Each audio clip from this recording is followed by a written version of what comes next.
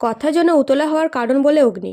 গুহবাড়িতে সকালে বৈষ্ণবীরা এলে কথা তাদের থেকে পরিকল্পনা করে যে বৈষ্ণবী সেজে প্রান্তিকের বাড়ি যাবে। এই পরিকল্পনায় অনেকে যেতে না চাইলে শেষে ছোটকার ব্ল্যাকমেলের ভয়ে সকালে বৈষ্ণবী সেজে প্রান্তিকের বাড়ি যেয়ে উপস্থিত হয় এবং প্রান্তিকের বাড়ির গার্ডকে ঘোল খাইয়ে প্রান্তিকের বাড়ির ভেতরে ঢুকে পড়ে। প্রান্তিককে ভিক্ষে চাইলে প্রান্তিক দিতে অস্বীকার করে। তখন কথা বলে, এই বাড়ি থেকে আগেও নিয়ে গেছি, এ বাড়ির মা কোথায়? সেই সুযোগে কায়দা কানুন দলের ছেলেরা মাকে খোঁজার বাহানায় ভেতরে ঢুকে পড়ে।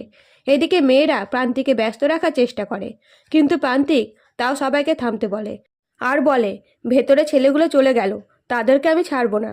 এরপরে কথারা হতাশ হয়ে বেরিয়ে পড়ে এবং রাস্তায় প্রত্যয়ের গোপ খুলে গেলে ছোটকা বলে, গোপটা লাগা। কিন্তু অগ্নি বলে, এসব এখন ছাড়তো। কিন্তু এসব দৃশ্য প্রান্তিক দূর থেকে দেখে ফেলে।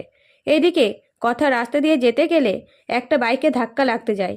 তখন অগ্নি এসে বাঁচিয়ে নিয়ে উতলা হলে কথা বলে, আমার জন্য এত উতলা কেন আপনি?